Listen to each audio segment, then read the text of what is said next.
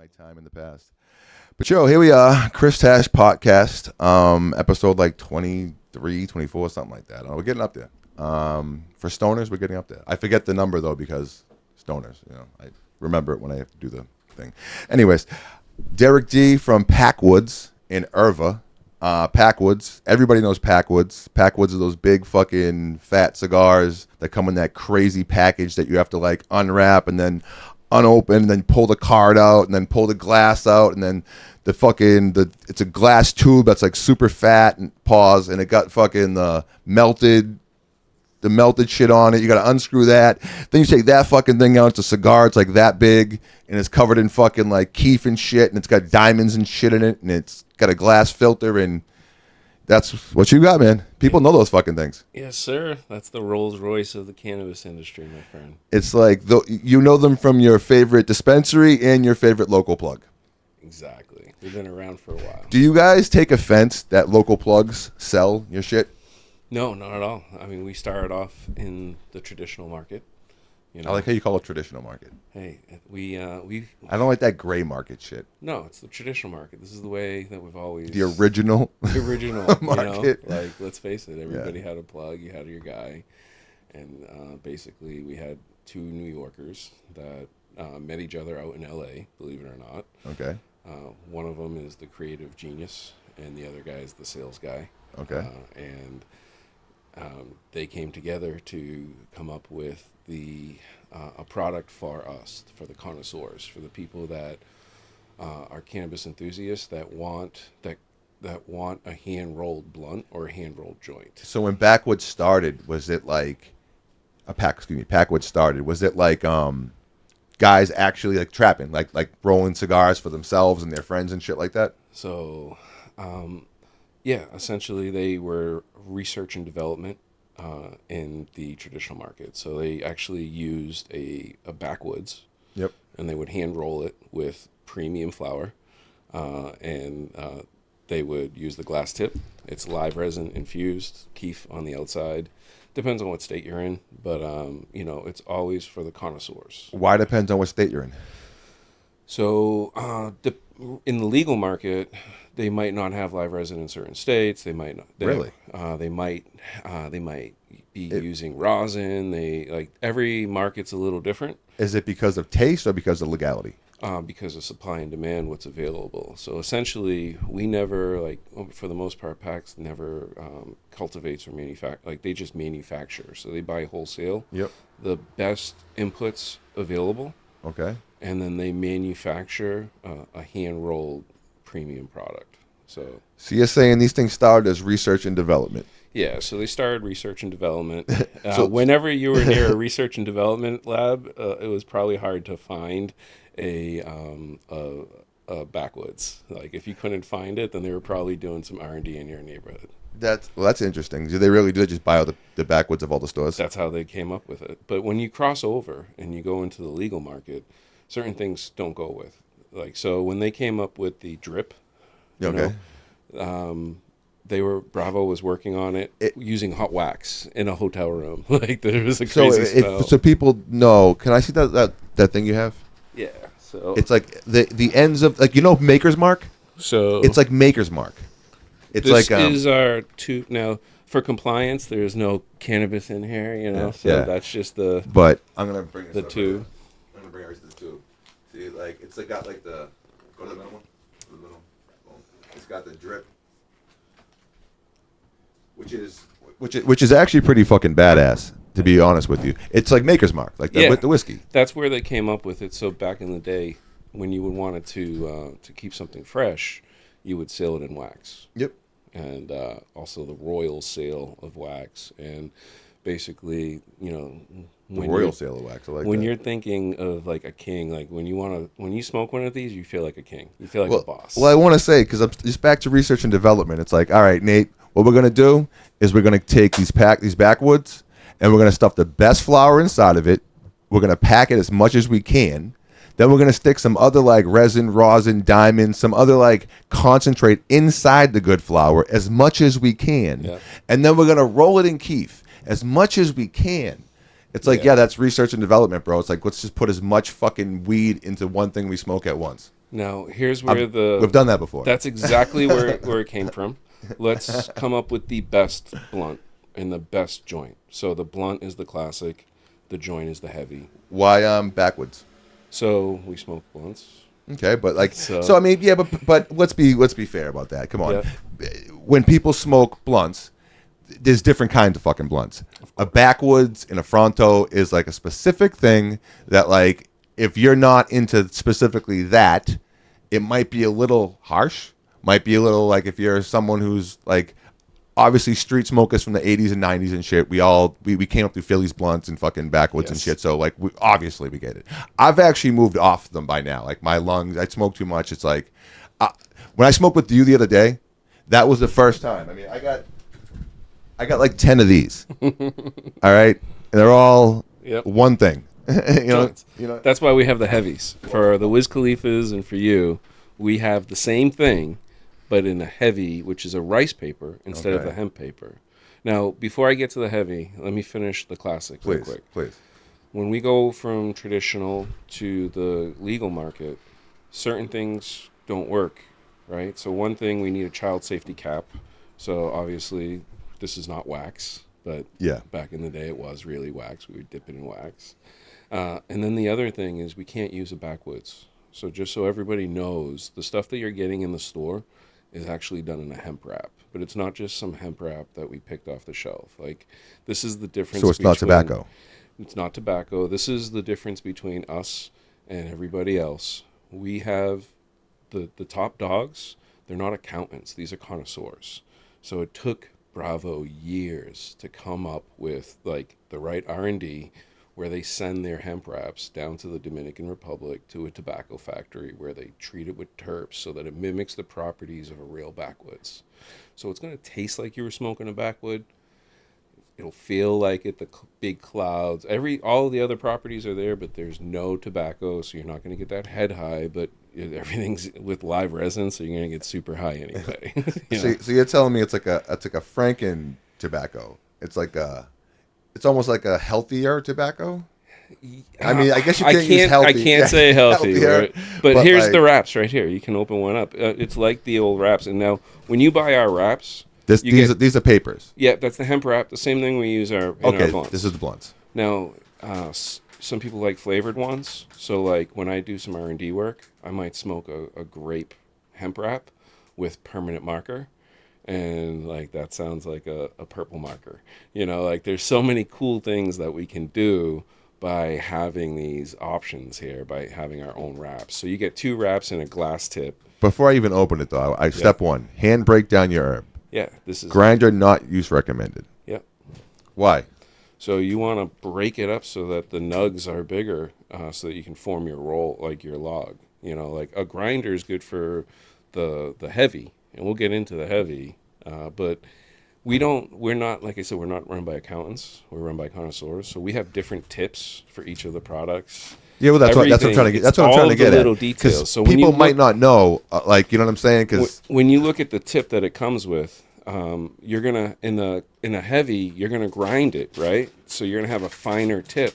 So the glass tip on the heavy, we have a cross in there, so you don't get any Scooby snacks. I see what you got. You got the little tip in there too. Yeah. But like, there's probably people, if you think about it now, that have like never not used they've never hand broken up weed. Oh yeah. Because like, it's all boutique shit. Yeah. You know what I'm saying? It's all like, since it's been legal, they boutique it. They put it like in their glass grinder or their stainless steel grinder or whatever it is onto it. You know what I mean? You get the whole thing, and exactly. they've never actually touched it. So that's why I asked about the hand break down your herb, because people that probably have never even done, which is wild when you think about that.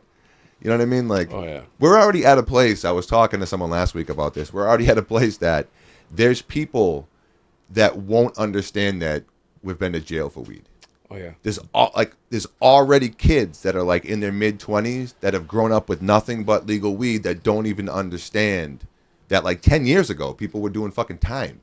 Like real. Today, there's still people getting locked up. Yeah. I have friends in states that are getting locked up over cases. Like, it's still happening. It's still happening. And like, but even like here, like even like, I get that. Yeah. But even like on a micro fucking level, like your neighborhood, Oh, yeah. like the people you know, but there's all like your uncles. You know what I mean? There's kids out there now that their uncles did time, and they don't even understand like why. So to them, what do you mean you break up weed with your hands? You know what I mean? Like you put it in the 100%. and it does it for you, right? You know what I mean? Like, so that's just probably crazy to someone like that. And then on the other side of that, the guys that do smoke blunts, all right? Yep. Me being used to being one of those people. That's pretty bougie for a blunt smoker. You get to reuse it. I know. Every time you buy a pack, you get a new one, so you can add them to your collection. And Is it glass? Yeah, of course it's glass. Said, of course it's glass. Yeah. We're making plastic tips and putting them in Bro, these fucking packaging. This is so that you can take your favorite flower, and whether you want it infused or not, you can get the same experience of going to the store and buying one of our classics. So the classics are ready to go. They're hand rolled for you. It's a real luxury item. When you pull one of these bad boys out and you're out with friends or at a party or whatever, everybody's like, what the hell is this? You know? I don't know if I've ever seen someone put their logo on the blunt. Bro, that's 'cause we roll different, Like, bro. I'm trying to think if I've ever seen that. Nate, have you ever seen this before? Who else? Is a logo on the blunt? No. Yeah, bro. Yeah, I don't think That's how you know that's the outside. The other side's the inside. Yeah, that's interesting. Yeah, we take pride in our stuff. We And stand behind it. This isn't tobacco. That's a hemp wrap. It's Yeah, not so I can tobacco. actually smoke that. Yeah. Yeah, because I gave They're up very cigarettes like smooth. 3 years ago, and like I can't fucking. It just These ones are the sweet. I You know- have the originals. We have all types. What- If you what like they- flavors, you let me know. they do now. They do the fucking. They actually cut up tobacco and they have it in like jars now and shit. And they fucking sprinkle it in the weed. You seen this shit? Well, I Do grew you- up with a guy from Amsterdam, so like I'm very used to this. Yeah, but okay. I've been dealing But with it forever. that's when everybody smoked cigarettes. Yeah. I smoked cigarettes for 25 years. Yeah. Okay, so like I quit like 3 years ago. All right, so that's when everybody smoked cigarettes and you smoke fucking. You put tobacco in your shit. Now nobody does that. Yeah. Like cigarettes are like out the door. If you smoke a cigarette, people think you're the fucking devil. Like, you know what I mean? So like, well, it's weird. Now you can yeah. smoke weed walking around, no one cares. If you smoke a cigarette, people will fucking like want to cut your head off. But there's kids now that like literally they'll roll your weed. They'll dump like fucking like it's like a salt shaker of fucking tobacco in the fucking thing. It's wild. Like, where'd you even get that, I'd rather put hash. bro? Old school ball hash. Like, oh That's my what we do, god, it's my fucking like. There's nothing that beats that. You break it open, and it just like breeze. So, Irva, the owner of Irva, Now you're his talking name about is this. Ruben. Okay. And he's a hash maker. He Oh. learned how to do it out in Northern Cali. I like this already. And he does it under the full moon. Very small batch, limited edition. We're about to drop the Temple Ball hash. Well, we have Temple Ball hash, but we're going to do the Baller Ball, 3.5 grams of Temple Ball. I like the way that So, sounds. Yeah. Like, dude, a good old fucking ball. If you guys don't know, if you guys haven't, like, that's old school, like, old man with, like, a beard, like, in a fucking, like, tie-dye shirt. Like, you know what I'm saying? That guy's making that shit with dirty fucking boots on, making that shit fucking, Exactly. and, like, you can, like, see your face in it. It's like, Yeah, there's a vibe going on with music. It's crazy. It's like, it's insane. it's a thing. It's a But- thing. So it adds a whole new terp profile to it. It's solventless. It's basically like I'm gonna drop an exclusive here. Oh, let's we do haven't it. announced this Pew, pew, yet. pew, pew, pew. One of the guys that travels around the world and trains people how to roll backwoods or packs. Time out. That's time his out, job. Time out. That's what. Okay. That's his Hold on. job. Is he's been to 3 countries. He travels the world. He travels the world and trains people how to hand roll our blunts. So his So, name. so do people like hire out classes or something like that? No, this is a friend of. He the just organization. walks That's around- his job. Like he's been to Thailand. He's been everywhere. But I'm saying, where does he teach people? Like, he just Yeah, walks at our up. at the facility. Okay, all right. Yeah, no. Oh, because you roll the. Because we have to train our employees and we have a proprietary. We'll get to that. So yeah, okay. he is living in Boston, working on making a traditional temple ball hash hole in a heavy for us, and then a rosin hash hole in a blunt for the younger kids. Now, if somebody doesn't know what a hash hole is, can you please explain that to them? So basically, you would right down the middle of the blunt or joint, you're going to have a snake of hash. And hash, typically what you want is with temple ball, you can roll it up like a putty. So you're going to form a nice little snake, like a little Yeah. Play-Doh snake almost, and you're going to about 0.25 grams, a quarter of a gram, will go right down the middle. And when it's done properly, we're R&Ding it now. It's a tough job, but somebody has to do it. It'll burn even longer. So a classic and a heavy, they burn for about a half hour, just as is. And we're going to use infused flower. Okay. With the with the temple ball inside and with rosin inside. Probably no keef outside, but maybe, who knows. But like that alone is already going to be insane. I wish you had one with you. I know we talked about it earlier. Why you don't? It's fine. Just so I could show people, like, because like it's I would call them deal breakers. Because like when I wanted to, like, when I was doing what I was doing, and those shipments would come in, we get like 30 or 40 of them or whatever to whack, and I'd always keep like 5, like whatever the coolest. Each box is a different color. There's like a different graphic on it. There's a whole story with it. Like they have cool names. Like there's a whole, like, the box is like fucking, it's almost like getting a pair of shoes. Do you know what I mean? Like you fold, it's like a big cardboard box. You fold open and shit. It's like this whole thing, and like I don't know. It's this whole like fucking thing. So I would take those and put those aside, like 4 or 5 of the best looking cool ones. Yep. And what the fuck is the noise with that? What I would do is if I ever wanted to like sell someone like on whatever it might be, I don't know whatever the thing might be. I don't know what it would be. Yep. But whatever that would be, I'd be like, all right, we're gonna close the deal with this, and they'd be like, well, I don't know, and I'd pull one of those fucking things out, and they'd be like, look at this, you have to make a fucking whole like ordeal with it. It's like you open it and you slide it out, and then you gotta like open it again, and it like folds out. It's like a glass thing, and then one of these things pops out of it, which looks like this fucking thing. It's this huge thing. This one's called Purple Zaza. You know what I mean? They all have like these funky ass names with them and shit. And I always would if I ever wanted to convince someone to say yes to something I wanted. So I'm going to show you this. That's what I would do. I would pull out one of those fucking things and be like, yep, I'm going to smoke this $100 joint with you. So this is something that we're dropping. This is super limited edition. We made 1,000 units of this. Jesus Christ. So we teamed up with Blackcraft and the Mayhem Music Fest. So Blackcraft is a clothing brand that started out in Cali. Now they have stores everywhere. They actually have a store up in Lynn. I mean, I'm sorry, up in Salem. That's crazy. That thing looks scary, and it's a Halloween. So we're dropping it for Halloween. What I'm looking at is it's a coffin, like a green coffin joint with 2.5 grams of flour in it, and what else is in that fucking? I mean, so we're using impressed flour. We're using their Zombie Kush. Okay, flour. So Ralphie's. Yeah, Ralphie. I love those guys. Yeah. Smoke it will grow more. They have the Zombie Kush, and we're infusing it with live resin. Okay. So we're going to call it the Zombie Virus. How do you infuse? It's proprietary. Okay, so you can't explain it at all? I can't explain it because it's there's a lot of different ways to do it, but we have a proprietary way that... You're infusing hash into... No, we're infusing live resin into all of plants. How the fuck? So I'm trying to even... it took a long time to make sure that you're consistently getting it throughout and that it burns smooth and clean. But we have a really good way of doing it. Oh, yeah, because now that I'm thinking about it, like... You can't just drizzle it those on. things are so big that... And I'm sure they don't, like, canoe and boat is what we used to call it. They probably don't... I can't really recall one doing that. As long as you are lighting it correctly and... you don't have somebody in the session who's sucking on it like it's their last breath, you're never going to have to bust out the paddles. It's not going to canoe on you. Like if you're not smoking under a fan or something like that, Which must honestly take a lot of fucking R&D.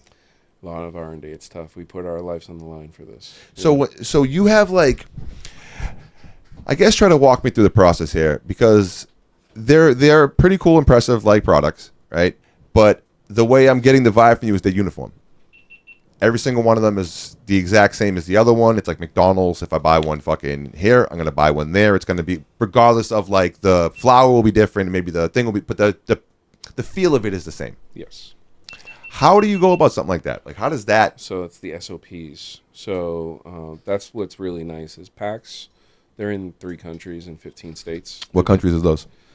So it's Thailand, Europe, America. Isn't it so crazy that Thailand is fucking like?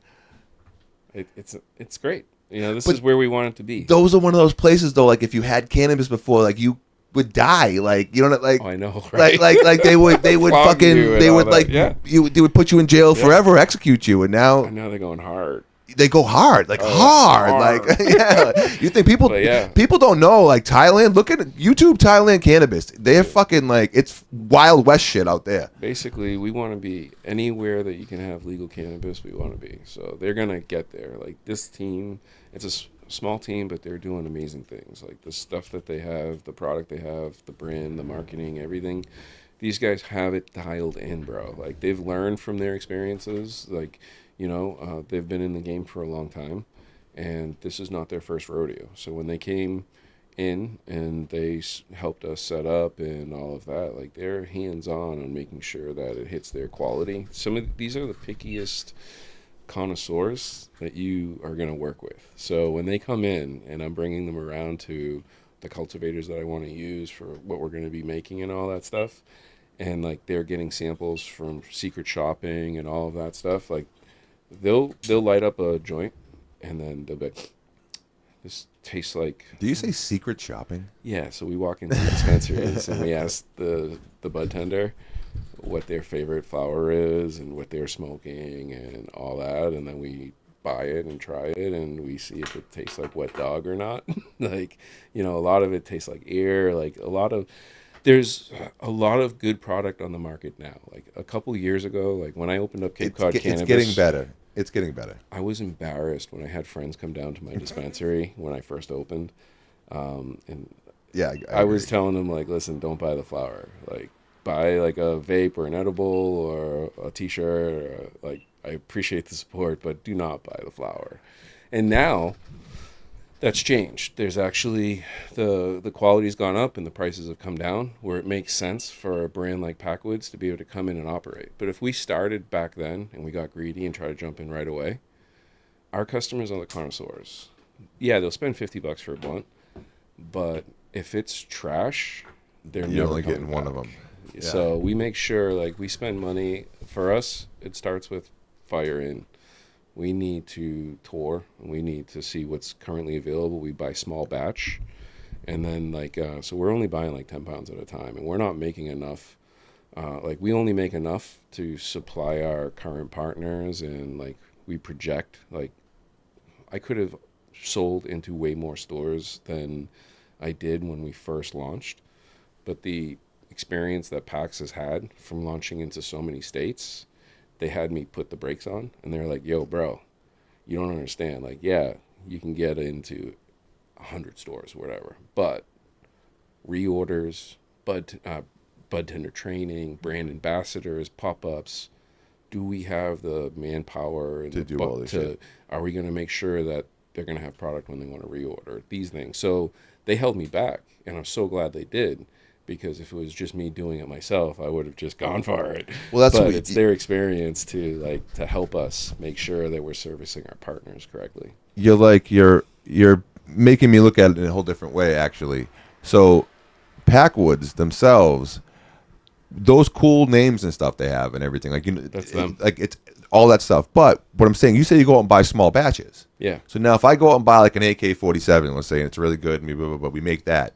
Are you creating a whole new... So here's what's beautiful. So we have manufactured products that we're making. So an infused pre-roll is a manufactured product. So our blow pop needs to have that candy terp. So when I'm shopping for 10 pounds of a candy flavor. Okay. Or 10 pounds of this, 10 pounds of that. So it might be gastropop, it might be, but like it's going to so always be in that family. Whatever it's going to be, it'll be in that terp family. So taste, flavor, effect. Like, it's full spectrum, right? So that's what's nice. So people always want something new. So, but they also like the same type of stuff. So if you're a candy smoker, you're going to love our blow pop. We've made 3 different versions since we popped in March. So we say it right on the side where you're getting your flour from, the majority of the flour. Sometimes we mix a little of this and a little of that, and we make it like... Yeah, but like the dum-dum with the question mark on it. Yeah. You know what I mean? It's all good. So who's the guy that or the woman that's coming up with all these fucking concepts because they're this dope? is the team. Like, so we have our standard, like the foundation that they've proven. I really wish I had one so people could see how detailed they are too, because like they're not the artwork isn't like it's expensive like artwork. We can call Zip Run or Rolling Relief or Green Flash, have one deliver it. I'll pay for it now. Let's get it over here. Bro. I don't know if can deliver. Mario comes as far out. We can make it happen, bro. Like I got them all on speed dial. They all got our product. If you're gonna do it, do it. And the only, I mean, you're welcome to. You can. It's 30 Derby Street. It's just because the artwork on these things is like, you would be like, oh, that's expensive artwork. It's not like somebody like just fucking hired Fiverr and did it. Like it's detailed comic book style fucking artwork. Know how to be a brand. That's what I'm saying. Like, so who's like, is that all in house? You guys have an art department? They have a marketing team, but they also listen to their partners too. So like with the zombie virus. It's like one superstar stoner bet in the back room. He's like, yeah, fucking, I'm going to call that AK-47 Go, baby. Yep. Yeah, we're going to do that. One's Halloween fucking madness. That one's fucking. So they have their in-house team. That's great. That comes out with the main lines. But then like for the zombie virus one, that's something that we all worked up together on a team call. You know, so they love doing limited edition collabs. But then who makes the packaging? Like, that's all them. Packwoods. They have an in design. They've got a design team that's in house and everything like that. Oh yeah, they're good too. That guy must be, or that person or the team must be fucking dope because they're constantly coming up with. It seems like, because I can remember getting like shipments of 100 of them, and it seems like there was like 50 different fucking kinds in there. Yeah, they're like really a lot. Good. Like it wasn't. It's like I don't even know if I've seen the same one like twice. So you know what I mean? Like one of those kind of deals. In the legal market, it's a little different. So, but we have our like set SKUs that we run with, and then we have set formulations that we're kind of like everything that you saw in the traditional market. If it was from them when they were doing their R&D stuff, that was like R&D, and they get feedback and they figure out what works, what doesn't work, what can cross over to the legal one. Some of those designs and stuff can't cross over. Oh, because of trademarks and shit like that, yeah. Yeah, so basically they have a nice book of products that we can make. So when we go to launch, when we plan what we're going to be dropping and all of that, we basically look at the stuff that they already have in-house, and then based on what's currently available in the wholesale market, we can say, oh, somebody has a good this, that would go well with this name. So we then manufacture that product out of their book that will meet their profile and their demand and all that. You were just saying something about you can't cross some stuff over because of copyrights. Yep. Now, I imagine that must be a big thing. Now, your name, Packwoods. Yeah. Obviously, that Backwoods. You already said that you guys started with the Backwoods. Yep. Did it ever come to head? Yeah. So we are now Packs. Okay. So. Okay. All right. So, that's why. Yes. Okay. So first. This all makes sense now. This is something like, everybody knows us from our classic blunt, and it's especially in Mass. It's one of our top selling SKUs. But we have such a diverse catalog now. We do vapes, we do mini bursts, we do a lot of joints, and all of those other products have always been called Packs. So they were. The only thing called the Packwoods was the Backwoods Pack. Yeah, so like we got our name from the Packwoods, but we've always kind of moved away from, we've been trying to develop as a brand, and in Mass we're calling it, Packs LA to give homage to the founders who they started this brand in LA in 2017. That's like it's one of those weird things where like you backed into your name backwards. Like because your product was so like definitional. I don't know if that's a word enough. Do you get what I'm saying? Like it kind of like defined you guys who you were, but then this can't be a Packwoods because that doesn't make any fucking sense. Yes. So what other kind of products do you have? So the 2-gram live resin disposable vape slash. Okay. So is that one of those double ones there? Nope. It's just one chamber. It's 2 grams live resin. It's disposable, rechargeable, Cloud Chaser approved, these things slap. Then we have the GLONE, which is what we're smoking here, a glass tip cone joint. So we're the only ones who are producing these. They're the ones that we sell in the retail store. They're infused with live resin on the inside, hand rolled. It's 1.1 gram of flour, 0.15 live resin. So it's about flour equivalent. It's about 2 grams. Whereas the big boy, that's about 4.5 grams. And why do you supersize everything so much? So that's just a 2-gram joint. But let's face it, we're the connoisseurs. We're the ones that smoke the most. I wouldn't smoke. I smoked 3 of those. Yeah. You know what I mean? So this is actually something, when you have the GLONE, how we did it, how we stuffed one with flour. Mm-hmm. That's why we sell flour too. Why do they call it the GLONE? Short for something? Glass tip cone joint, GLONE. Okay. All right. It's all right. I'm not gonna. So, and then the other product that we have that's super unique is the Mini Burst. Okay, what's that? You remember the Camel Crush? Yeah. So I smoked those for quite some time. But it was menthol, and then it was like more menthol. Okay. The fuck was wrong with that? So one thing I want to address is like, there's some people that like flavored cannabis taste. They want a pumpkin infused spice herb latte. type shit you're talking about? Yeah. Okay. So some people like. Can we just describe what that is for someone that might not know what that is? Yeah. So cannabis, a lot of it, you can grow cannabis that will taste like fruit, that will taste like certain things. People have gotten really, really good at growing stuff. There are distinct flavors that people can grow in cannabis. But with that said, there's also like, if you want to smoke blueberry weed, you can get weed that tastes like fucking blueberry pie. And what they're doing is they're infusing terpenes into the weed. So what's happening is, if that's like a McDonald's thing, if you get it, what they'll do is they'll develop a formula or something like, whatever however they develop it, they'll use that specific thing on everything. So everything will taste the same. So no matter what dispensary you go to, no matter where you get it from, their blueberry is blue, their apple is apple, and their fucking lemon is yellow. And that's just the way that is. Correct. You know what I mean? And what people do from there is they do like fucking ramen noodles and coffee and cream and like all types of crazy shit that you could never possibly get into a joint. Correct. So that's just, I just wanted to let people know what that was. But okay, so you were saying you do. So there's a lot of people that love the flavored products. It's not for everyone. Like I prefer it to taste like natural flour. So Me too. I like live resin.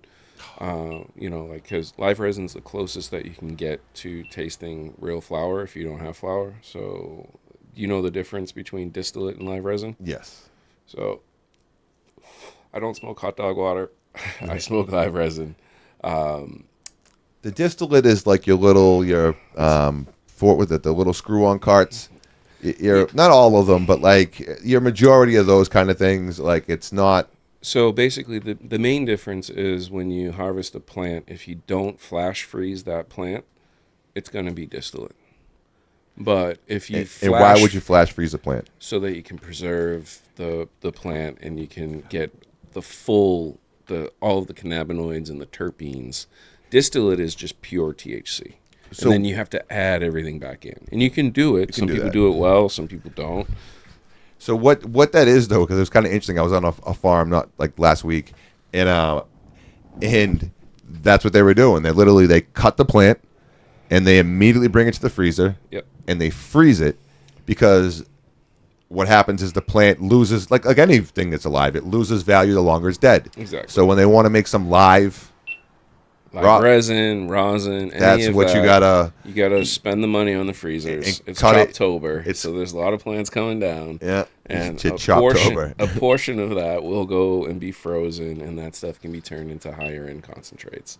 And the reason it's a higher end concentrate is because if you're just dealing with THC, that's like one of the 100 parts of the plant, and it's not even the main factor. Like I've smoked 15% THC flower that like messed me up way more than some of these 30%ers. So that's just a fake number. I think people don't understand that either, because you can obviously cook the books, and there's ways to test positive. Yes. But with that even said, like, cannabis isn't like, it's the terpenes, man. It's the fucking, Yes, it's like terpenes are taste. it's the grower. The Cannabinoids are effects. It's everything. It's an entourage effect. It's all these things. People are like, oh, I need If 42. you're focusing this. on THC, you're doing it wrong. And if you're focusing on like sativa and indica, you're doing it wrong. Like, you know what I mean? Like, So I understand that it's difficult for people to understand this. Like, I'm a nerd. I love this. This is my life. But how many, like, when I talk to my friends that aren't in the industry, I'm way over their head. You know, like, so you basically have to break it down a little different than that. Here's the thing. Like, I want to see this change in the industry. Please.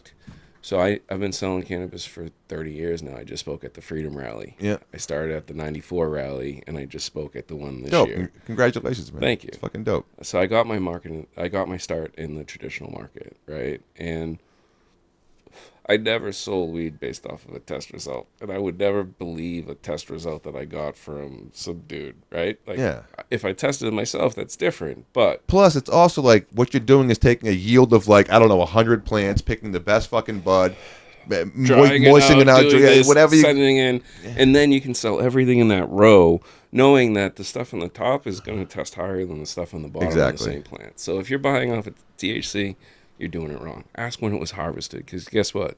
Good weed sells fast.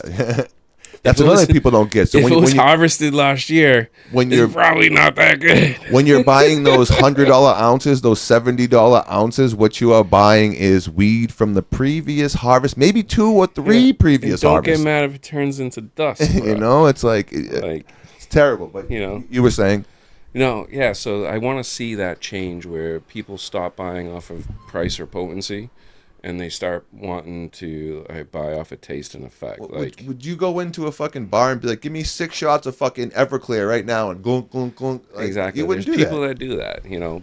But It- the whole, I think how we got here, where we were talking about the mini burst and the Oh, yeah. terpenes. Is the, yep. So to get back to that, because we are Stoners. stoners. So we have the mini burst that has a terpene ball in the filter. It's the only product we make with a paper filter.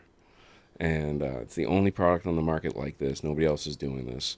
And it's so that one product can be good for 2 different types of people. That's dope. So for me, I typically don't crush the mini burst because I'm not a huge flavor fan. Although our flavors are not overwhelming.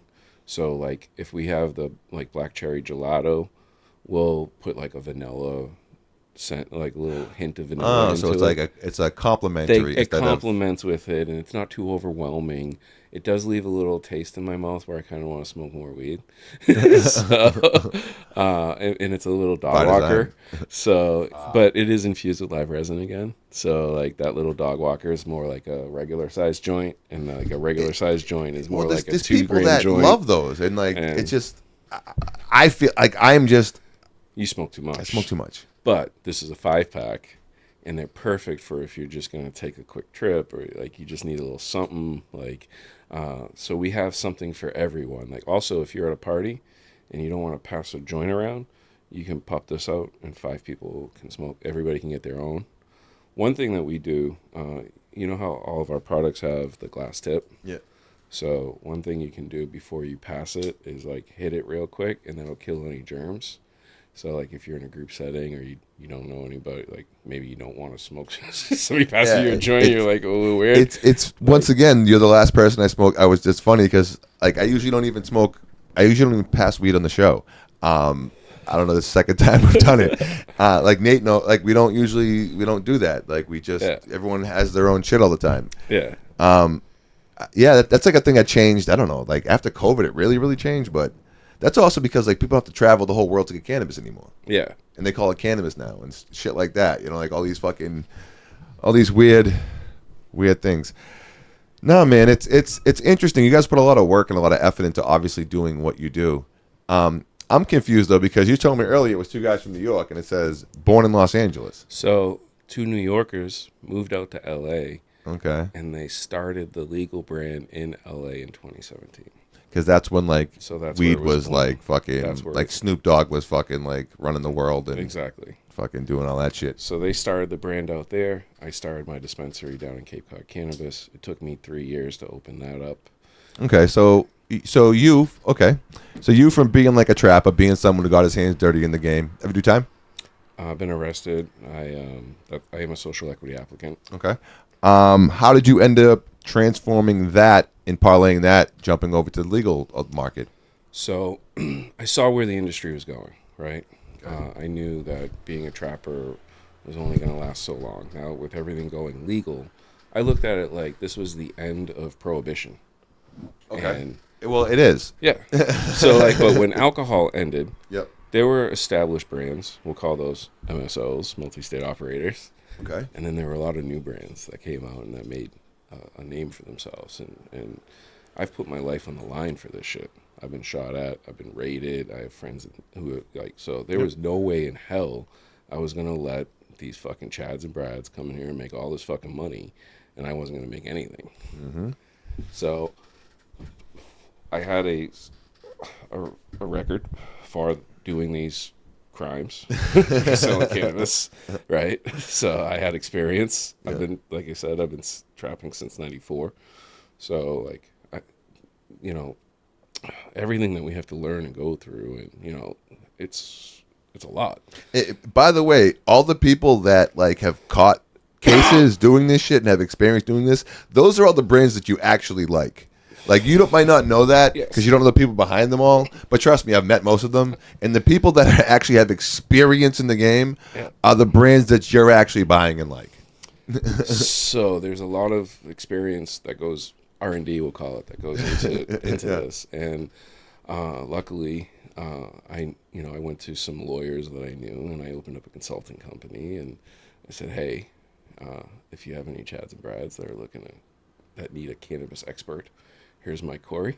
And who would have known that, like, all of the times that I had cases and all that stuff would have helped me. You know what I mean? Like, looking back at it, it's crazy, but that ended up. And that was, you said, 2017? Well, that's when in 2017 is when I started my consulting company. But that's just a stone's throw away. That's like not even, it's so crazy. That's like, it's. Yep. People, you have no idea, like, this point in time that we're in, that's fucking nuts. So that ended up turning into me working with a group to open up Cape Cod Cannabis. That was our second attempt. The first attempt was right near Boston College. Are you from Cape Cod? No, I'm from Charlestown. So why the fuck Cape Cod? Because it was the lowest barrier to entry. The first time we tried to open, of course, it was out here. I had a store near Boston College that checked all the boxes. We spent $30,000 going for the HCA, and we got turned down. You say you're from Charlestown? Yeah. Charlestown kid, huh? Kid. Fucking Jesus Christ. So, all right. But basically, whose car we taking? So the first attempt, we lose money. I'm like, fuck. Even though everything should have worked, people turned up against us. We lost our HCA. I didn't let that hold us back. We kept looking. Right. The next spot that we found was in Wellfleet. I've never even, I've been down to Cape Cod a couple times. This is what the driving is, right? Yeah. So we ended up 3 years. That's way the fuck down there, though, isn't it? Yeah. And our grow is supposed to be in Mashpee, so I bought a condo in Dennisport, right in the middle. And are there even enough people down there to fucking sustain a business? Bro, we crushed it. Did you? We opened up. All the tourists. It's definitely a tourist market, but there's a lot of locals that especially up in that area, like hippies and landscapers, and like the Cape is a dope spot, bro. It's becoming more of a year-round spot. Yeah, okay. And are you still out there? So I still have a spot out there. I don't go out there much. I'm usually I'm saying your store. Yeah, the store's going. I have a small piece of equity in that. I got it up and going, and it's crushing. That's called Cape Cod Cannabis. And where are they located? Wellfleet. What's the address? You don't know. It's Cape right Cod Cannabis, Wellfleet. Yeah, if you're looking for it, you'll find it. Yeah. So we're down near the Beachcomber. Okay. That's a cool spot where a lot of people go down for chilling. So they go down. It's a beach, like a bar right on the beach. So you can drink and look out into the ocean. I think I know though. It's a famous bar, right? Yeah, it's a pretty famous bar. I used to be quite the drinker. It's like it's by itself. Yeah. Like you have to drive down a dune. Yeah, it's like by itself. Yeah, exactly. there's a lot of cool places to smoke out there. So I got that started. Then when I was going through the process, I was doing it with my boy Raul. My mentor is an Indian guy. Okay.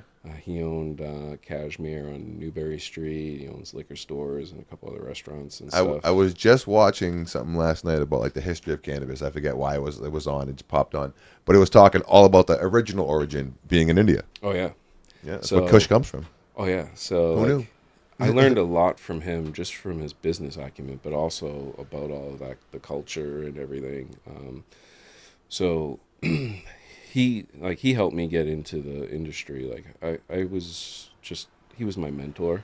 So he taught me how to run a business and how to like set everything up. And was he already in the cannabis industry? No, liquor store and restaurants. Okay. But you'd be surprised Same how shit. those two Same shit, yeah. can transfer over there.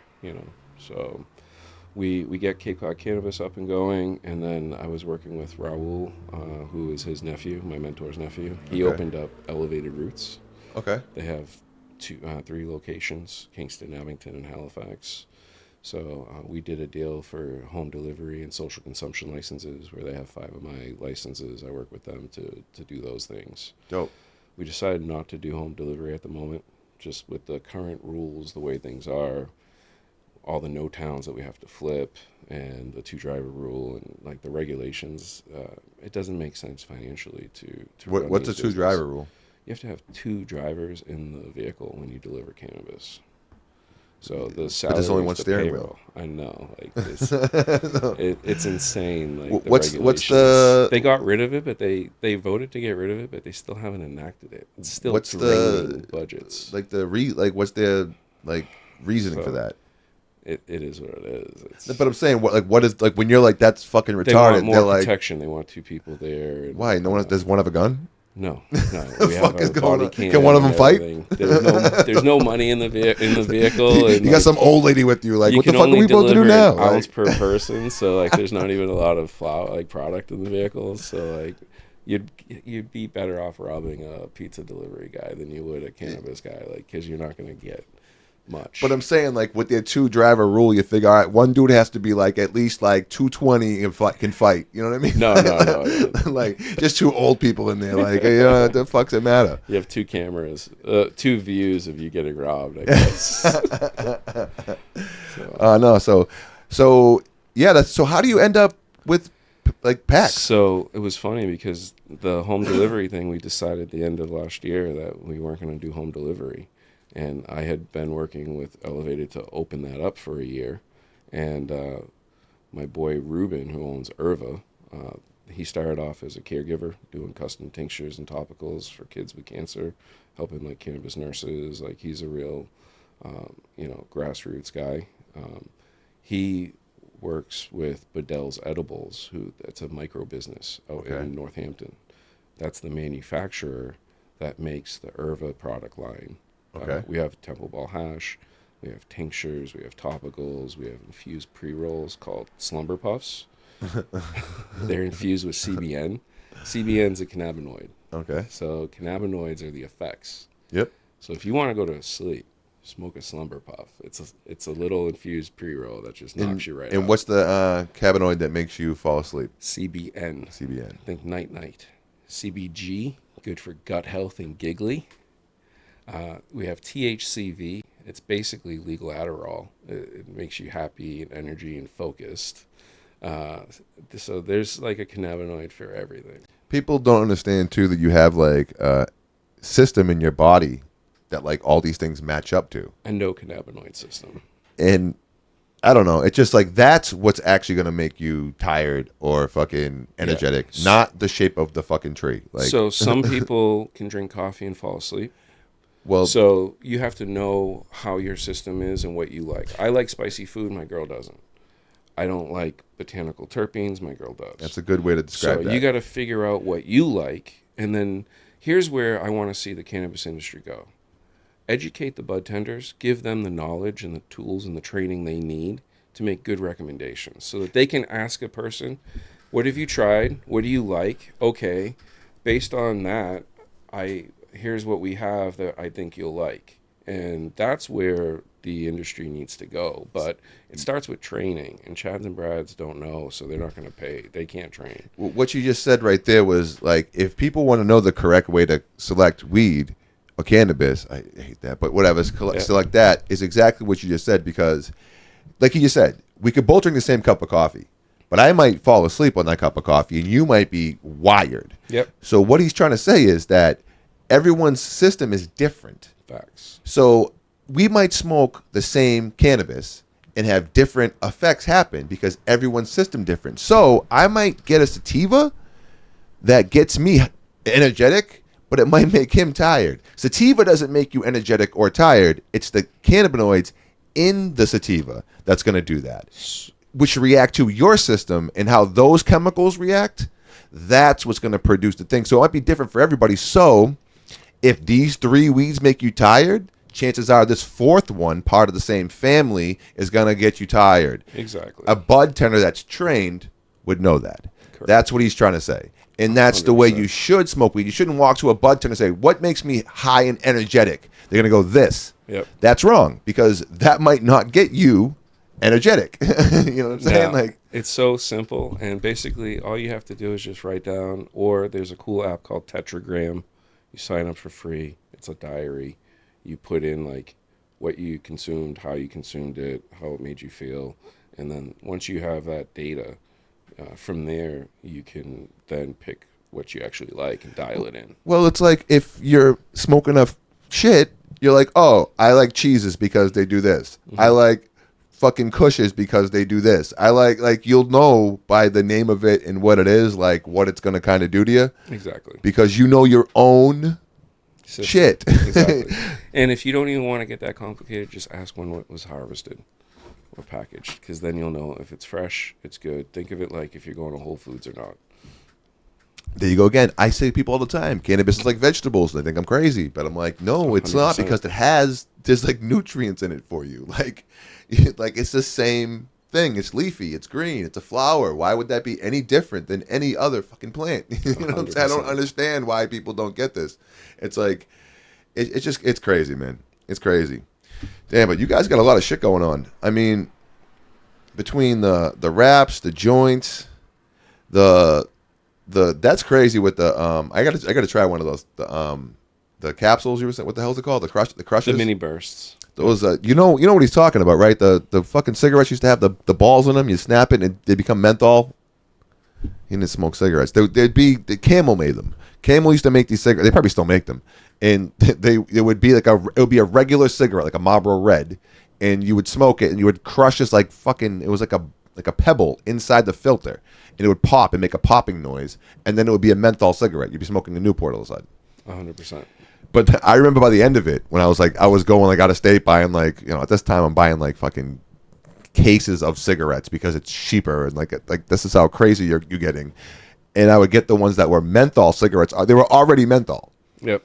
But then you could crush the thing and it would make it more menthol, which is like insane when you think about that. Like, why would they that shouldn't be allowed. Like, it just, I don't know. Like, it's, you know what I mean? It's just like, it's just how do we make shit really bad for you? Like, all right, and then we're gonna like fucking, we're gonna put some sauce on that on top of it. You know? I would rather have like a flavored menthol. Like when it doesn't. No one ever did more that. Sense.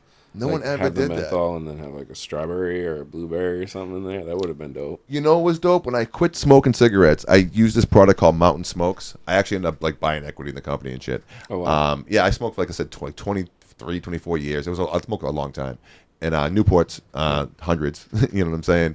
Yeah. And I started, I wanted to quit, and I started mixing those in. It took me about 3 months.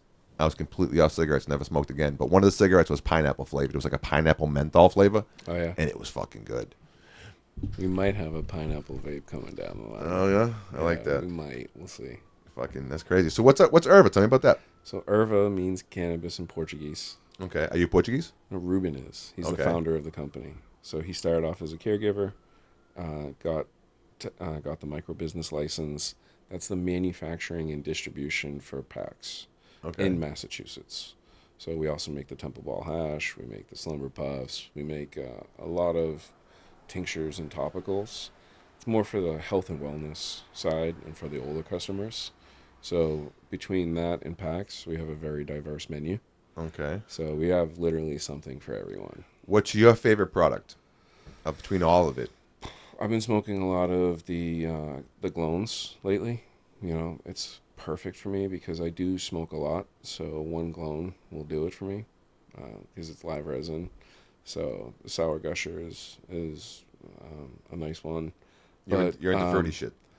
Yeah, I like I like fruity stuff myself. I like fruity stuff. I like gas too. Like my favorite all time favorite is New York Sour Diesel. So I usually have one of those vapes. Another one of those guys. So like the original old school, like you can tell to the bag shit. I had a little nug that I left in like the inside of a winter jacket one year, and then like next year I took that same jacket. I was walking down to the store. I'm like, who the fuck is smoking out here, right?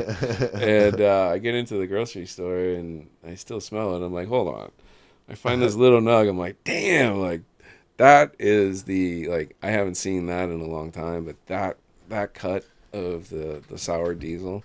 It's funny because, like, when I ask, because most of the people that sit in that chair are cannabis connoisseurs that have been doing it for a long time, that knows what the best shit in. And Nate, I've like the last 3 people I've asked what the best weed is, they've all said the same thing: sour diesel. Yeah. And it's always weed dudes, and like you can always tell, sour diesel is one of those ones that like people that like sour diesel will not smoke fake sour diesel. There's a lot of it out there, and it's hard. Like it's hard. Well, most people won't even know what fake sour diesel is. Yeah, it's just and like once you smell the real sour diesel, I don't want that. It's like almost like you offend them. Like I don't want that shit. I don't want that shit. They're like, oh man, yeah, sorry man. I thought it was. You know, I smoke sour, but not like some of you guys smoke that sour. But I mean, I'm always testing new stuff. That's like a fun part of my job. So, and what's been really exciting lately is when I go through these facilities, you know, it's almost a given that every time I go there, I'm going to see something that I really like 1 or 2 things that just. As a smoker and as someone that wants some cool shit, you're like, whoa. Now, I've been there, I've done that. Like I feel like growing is kind of like being a chef. I could maybe survive a day in IHOP. Yeah, I can't. I'm not working at a Michelin star restaurant. I'm not. I don't even want to. You got to understand that growing at a commercial level, the dialing in your facility, dialing in your team consistently. So to be able to consistently produce winning products, stuff that people always want, supply and demand, and then also try to bring in new stuff and be ahead of the curve. There's so many different products out there, and it's hard to find consistency. But where I'm at, I'm not cultivating. I just get to shop around, and like if I'm in the market for like a gassy product, and I know where I can go to find good gas. I was gonna say you must have like wells that you always tap when you want to. I mean, there's always new cultivators coming out and opening, and a lot of the new ones are the little guys. And like you were saying earlier, if you have been doing it for a long time, sure, not everything transfers over. You know, like growing in a storage container versus growing in a 100,000 square foot facility, big differences. And but some stuff does. Like I've seen some really cool, exciting cultivators come online, and I'm very excited to always be working on the next project and the next thing. What's one of the coolest like moments where you've been like smoking a joint, like maybe smoked a joint with someone, or been somewhere doing something where you're like, holy shit, like cannabis like brought this? How the fuck? Like I was in Vegas speaking at MJ BizCon, smoking a gold wrap joint. Okay. And I'm like, I can't believe this shit. Like, this is my life. Like, you know, I've had a lot of near-death experience, or not a lot, but I've had a few near-death experiences. So I'm not sure I could be in a coma right now. And this is all just like a dream. I said that shit all the time, man. We're still out here though. Is something we say a lot. But yeah, we can get into waking life and shit like that. But we don't know any of this. This this could all be figments of my imagination. I could be right now and waiting for my fucking shock therapy. I have a very simple philosophy. I just do cool shit with cool people. That's what you do, man. That's exactly what the fuck it is. And man, I don't know. It's just all of it is really cool. It's cool shit. Everything from the design to the packaging to the product, the way you get the product. Oh, tell me about how you rolled them. I know you can't tell me exactly, but you were saying that they're all rolled by hand. So the classics and the heavies, these are the products that we're known for, right? Listen what this man is saying, because that's fucking crazy. Because every time you've seen one of these things, it was rolled by hand. Yes. There's tens of thousands of these out there. Yes, they're all hand rolled. That's crazy. So you can't get the same quality of a hand rolled blunt or joint out of a machine. Trust me, we know. So you guys it's like the Cotter. You gotta so there's listen, you don't need these fancy rooms like we do a lot with a little. So basically we have guys, when we do an ad, we have people line up down the block like, do you want to be a professional blunt roller? I have a LinkedIn ad for that. I have a Indeed ad, like okay. And people come and like we put them to the test, and we have them start with hemp, so they're not using a controlled substance. The practice joints. Yeah, like that must be wild. It's like a bunch of dudes, people, and then you'd be like, "Here's a bunch of fucking hemp weed, fucking practice on this." So these are products that if we were run by accountants, they might not be in existence. Yeah. But the whole reason they wanted to start this, the two guys that started it, was basically so that they could jump off a plane in any state or country that has legal cannabis, and they can go to a dispensary and they can buy a hand-rolled blunt the way that they want to smoke. These are the pickiest connoisseurs that like when they come into town and we have to show them around and all that, like my butt cheeks clenching when I have my friend's product having them smoke it, because not everything slaps, but luckily they are very impressed with the quality of stuff that they've seen out here. I want to make sure I heard that the right way. You said that these guys started this company so they could jump off a plane anywhere in the world or anywhere cannabis is legal, and they can buy one of basically their own. They're trying to stock shit if they've traveled there in the future, they have a stock that's already there, so they don't have to compromise their smoking stuff. Yeah, facts. That reminds me of this. It sounds crazy, but like the RZA, right? The RZA didn't really, not that he didn't care for music, but what he wanted to really do was make a kung fu movie. Yeah. So music was his vehicle to make a kung fu movie. You get what I'm saying? Like we just did Ramiro the other day. Yeah. And I asked him about being on the radio, like what music he chooses. He's like, I don't listen to the music. I know they don't pick the music, but I'm like, he's like, I don't even listen to it. I turn it down. I'm like, he's like, I don't like music really. I'm like, why did you want to be a DJ? He's like, to tell jokes.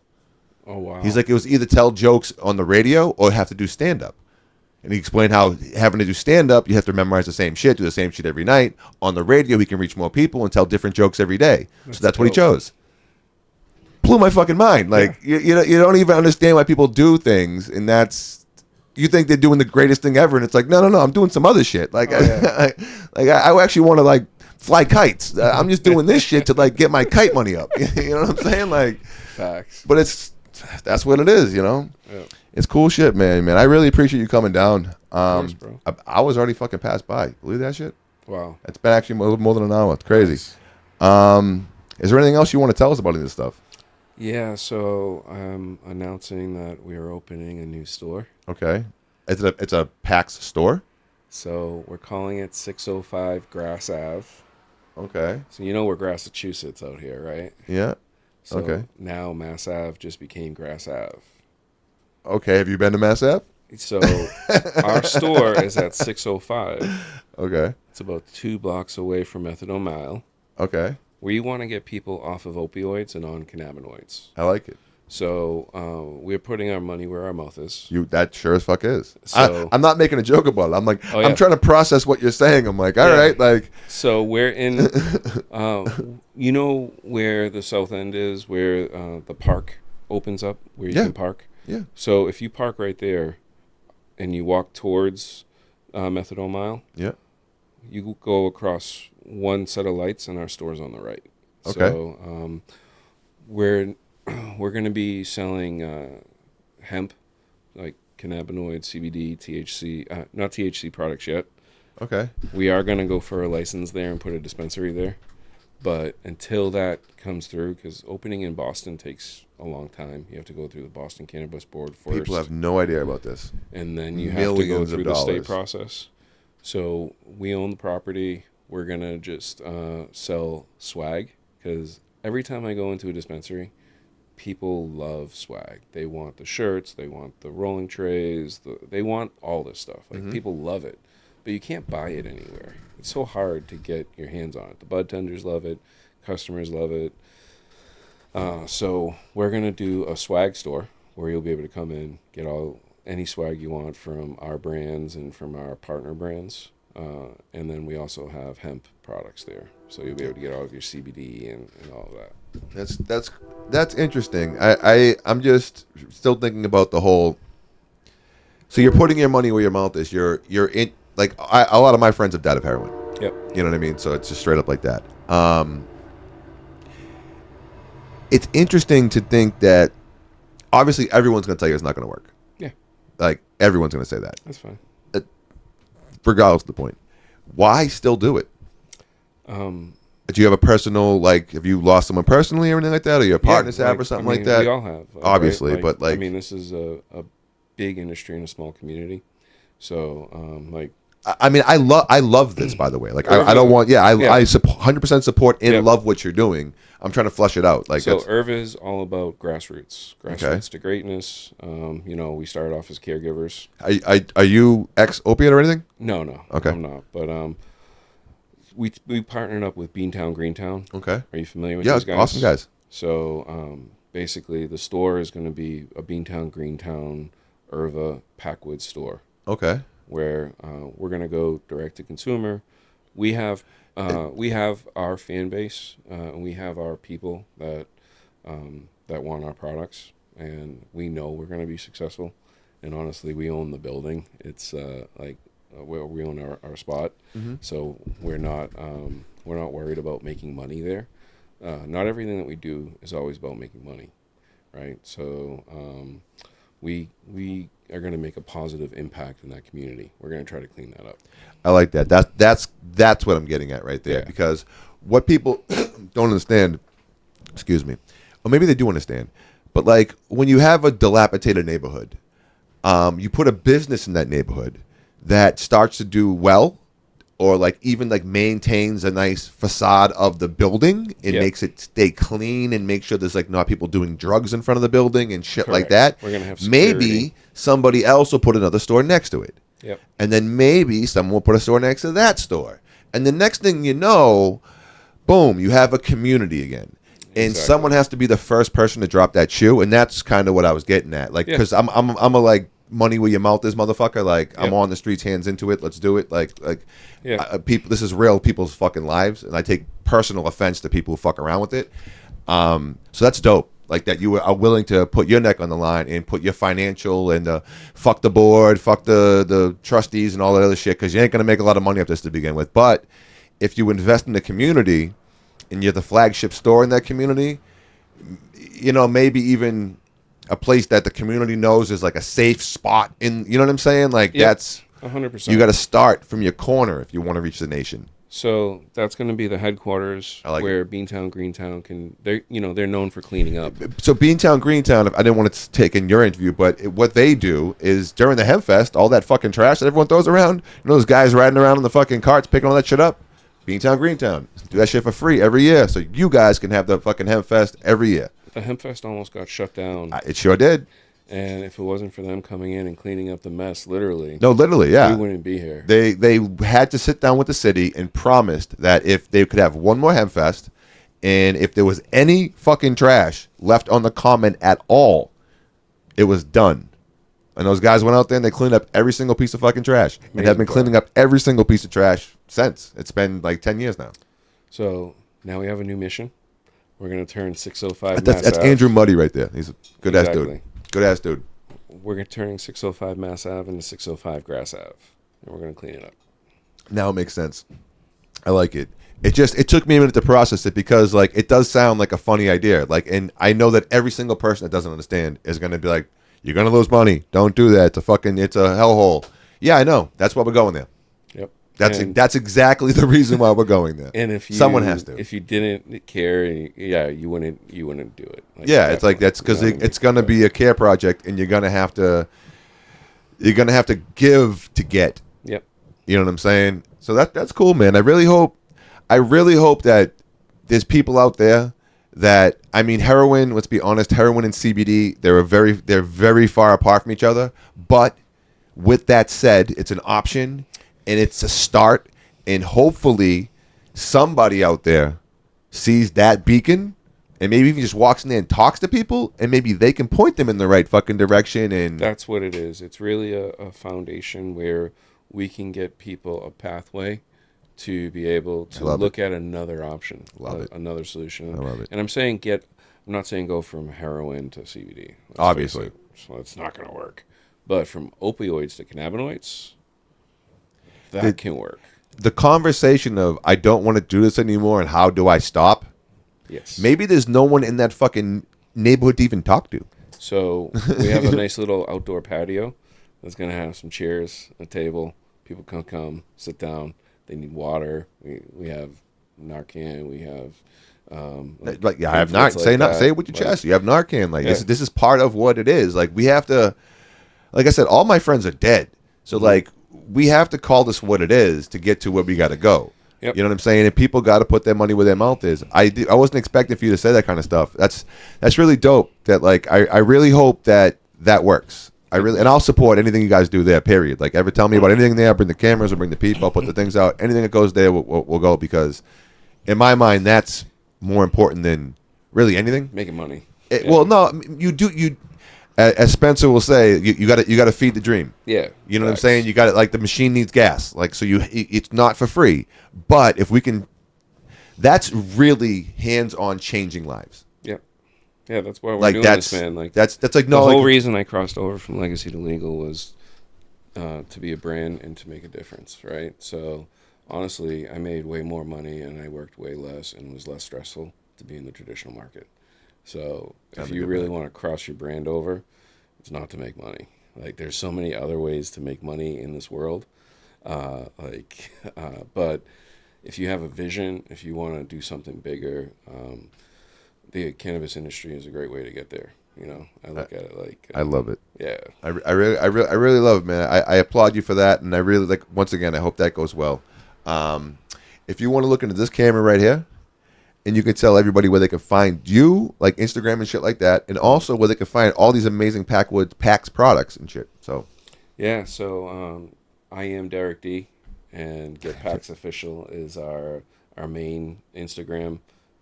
Packs Massachusetts is the Massachusetts Instagram account, and Irva Herb is our Irva Instagram account.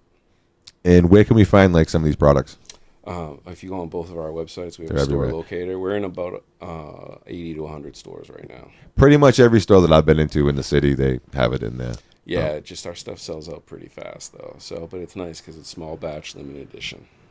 I love it, man. I love what you guys are doing. I especially love that last thing you were talking about. It's awesome. Thanks, man. You already know the deal. Sense lives. That's my brother who died of heroin. Yep. Say it up there every show. Sense lives. Marty forever. That's my friend who died of alcohol. And fuck Kurt Schilling. That's an asshole. Peace. I love it. Peace. Hold on, give me some pictures. Appreciate you, man. Yeah, man.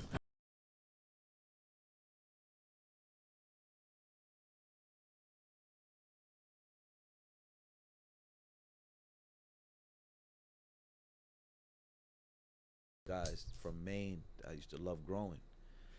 And I used to run into this shit, ask questions. Because you're out there selling weeds. You're like, fuck it. How do I grow it? Exactly. So smart dude. Yeah. So a couple of times, and my dad caught my little closet grows and different things I was trying to do. You know what I mean? I got kicked out of my house for growing weed. And now my stepmother kicked me out of the house when I was like fucking 16. grows weed. Grows weed. Isn't that how life Yeah, comes that's how full it is. circle? So yeah, just growing weed, man. Just trying to learn, do different things. So when I initially started going Vertically to Cali, integrate. Yep. So when I initially started going to Cali, I would ask all these guys. I started finding out instead of who the players are, who the growers are. Who you grow? Who's a grower? Oh, where's he from? Ask the right questions. Oh, okay. Find out where the growers are gonna be. Started popping up to where the growers are at, and a lot of growers, believe it or not, they'll share information. Growers love to talk. give you weed. Yes. They love when you try their weed. Yes. They want they'll be like, here's a fucking, and you're like, they're like, just try it. Yep. Like they love it, and And they if want to you tell can- you everything about how they Yes, did it. yes. Like fucking like in detail ad nauseum. Yep, absolutely. So Like, if fuck you it. can put up with dealing with, because one thing about growers, there's a lot of them are nerds. You know what I'm saying? And and I'll be honest, you know what I mean. A lot of them, because it takes a lot of passion to understand what you're getting into. So if you don't got a passion and nerd for it, It's hard. I say nerd because you're really I'm putting a- your I'm a life, nerd. 24/7. I'm a Like nerd. you can love hip hop, Yeah, I'm a nerd nerd. for hip hop. I'm a You nerd. know what I mean? That's Yeah, just yeah, how I'm I'm with it. just speaking right Nerd now. for knowledge. Exactly. So with them, if you can just sit there and just listen to what they're trying to say, granted, some of them might not have the best product, but you'll get a lot of intel of what they're doing. These A lot of dudes intel. too is like they're definitely a different breed of dude, because growing weed is hard.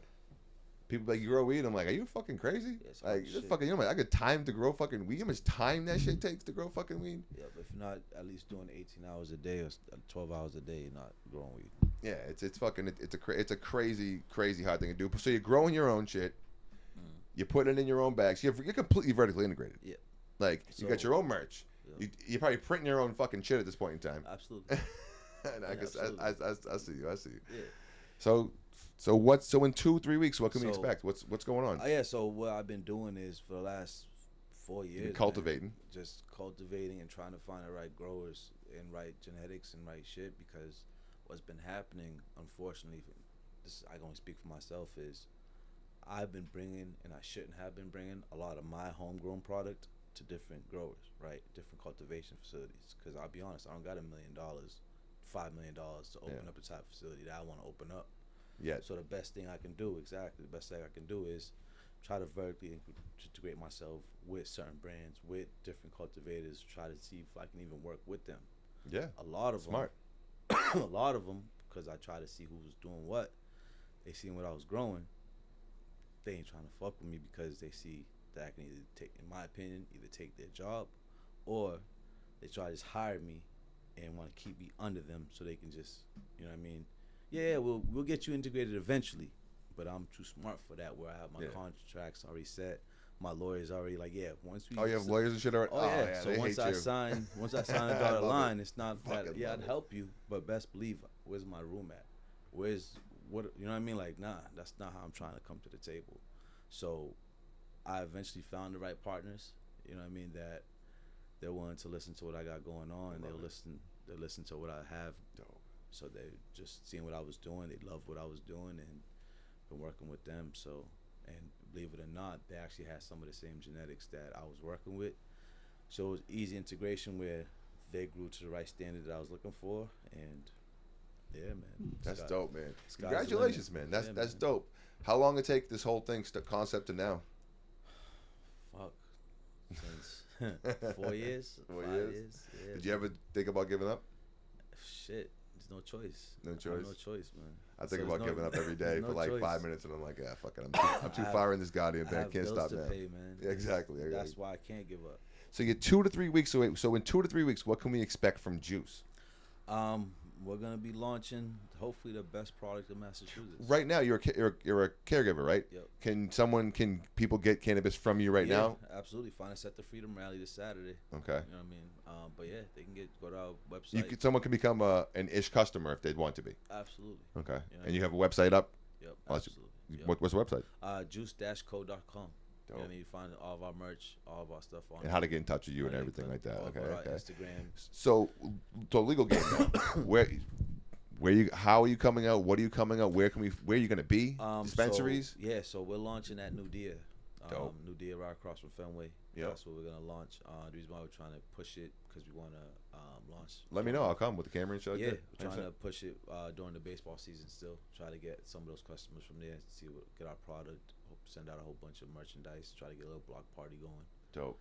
Yeah, man. And we got New Dia definitely. I'm working on Low Key and a couple other dispensaries. Jeff's as the well. man. We had him in. Jeff's the homie. Yeah, I love Jeff's Jeff, my man. guy, So basically, what you're saying is you're gonna be able to go into dispensaries and buy this, Yes. and actually you'll be able to buy this. That. Yeah. Because everybody's gonna want to buy this shit. You already know that. Yeah. When people see these things, they must lose their fucking mind every time. Absolutely. That's how you know it wins. You're like, Yeah. I like knowing. I know that shit. I know that shit.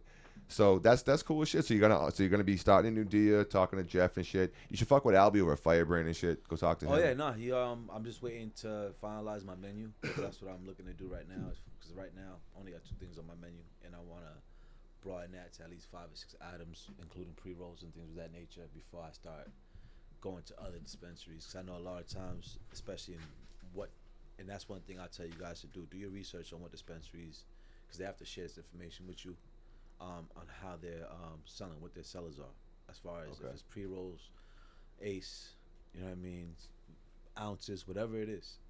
It's all free information, so you can find out which dispensaries and how you're gonna approach them and what sales to make. You figure they would want you to know that anyways, because the more people know information, the better the decisions and choices and products and all that shit become. But one thing I've noticed is, and this is where you have to do a lot of due diligence, the legal game is just as shady as the black market. Oh, it's and it's even shadier in the per se, where a lot of these brands, they do things on that 30 and that 15 days where they don't give you cash on demand unless you're a big brand that can demand that particular cash on demand.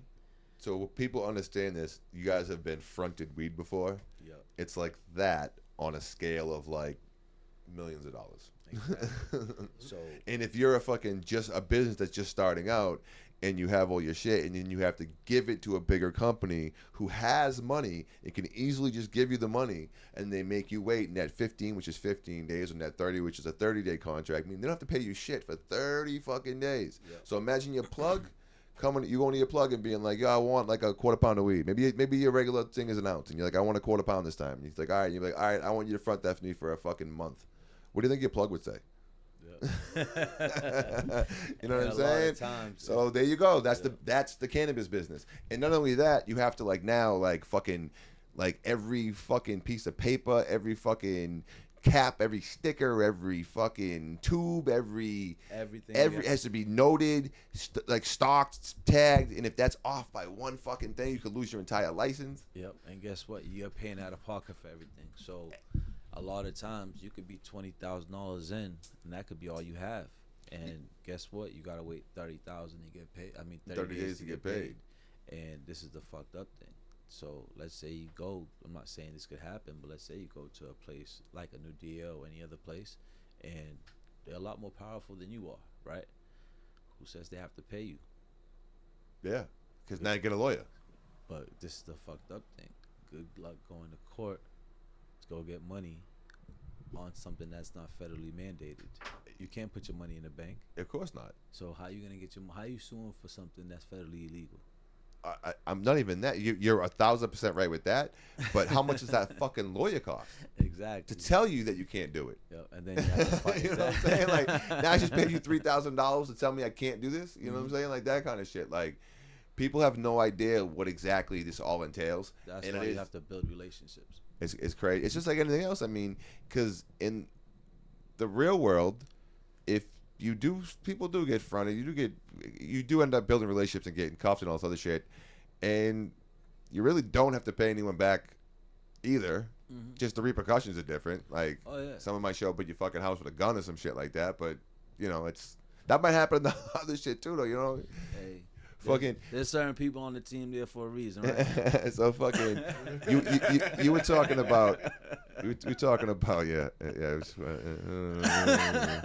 fucking, you're talking about the game. Now let's talk about, before you go, we're gonna wrap up soon. Yep. But we've been going for like an hour and 15 minutes, man. Yeah, it goes quick. Fast, it goes quick. Especially when you start to get chopping it up. But I do want to touch on the market you're coming into, because we were talking about how the Boston market and like just the cannabis market in general. It's just like, and I don't want to discourage any sponsorship or anybody from coming on my show, but like a lot of it's just lame. Yes. Like it's people. They're slowly.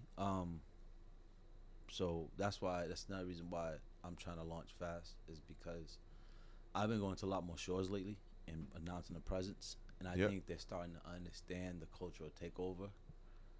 You know what I mean? Slowly but surely. Coming. And you could just see it in Boston in general. You know what I mean? Especially with little city block parties, different clubs open up from Fat to Hue. They're doing more cultural events, things like that. So I see a little shift coming, and I think they're starting to notice it. Where I've even had, not to mention any names, at least 6 or 7 people reach out to me being like, hey, we'd love to, you know what I mean, have a sit down with you and see what we can get done. And if it's like you're trying to own anything I'm trying to do, I'm not trying to have a conversation with you. And now if you're trying to have a partnership and see if we can take it together, then yeah, let's talk.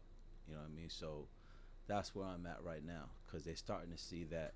You think they're already trying to jump the ship? Well, absolutely. Those are smart ones then, right there. The exactly. people that catch you on early, the smart ones. Exactly. So what's happening is that a lot of these brands, like we talked about earlier, they bought into this.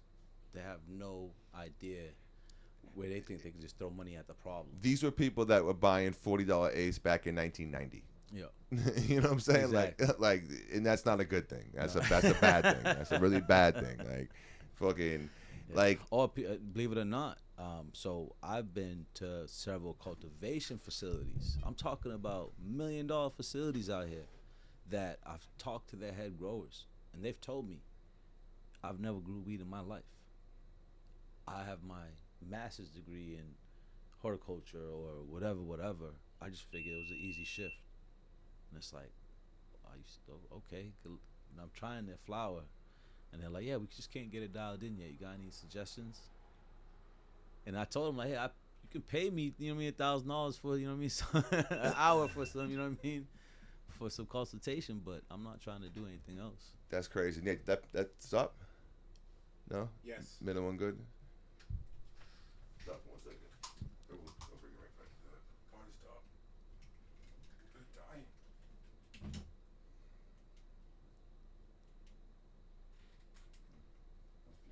Must be on 4K still. Don't take off 4K. Pass that battery.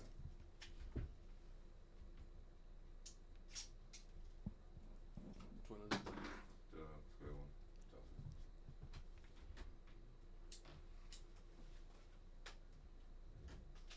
It's definitely on 4K. That's why it's so fucking hot.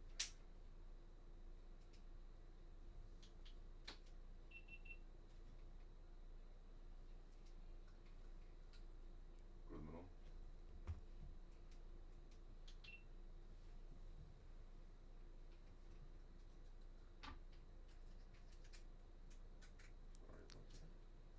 Are you good?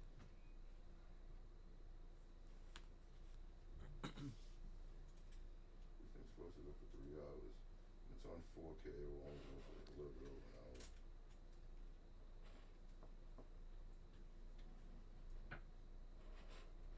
The Benzino interview, we fucking burned through 6 batteries. It was fucking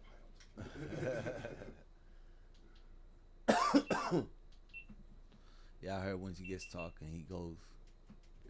It was dope. I heard once you get him going, he gets comfortable. I heard he'll talk for you for like a good 3-4 hours, yo.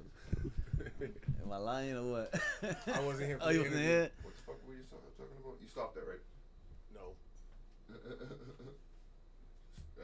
Stop it so I'll know where we are. And then, yeah, so I can just go back and cut the last piece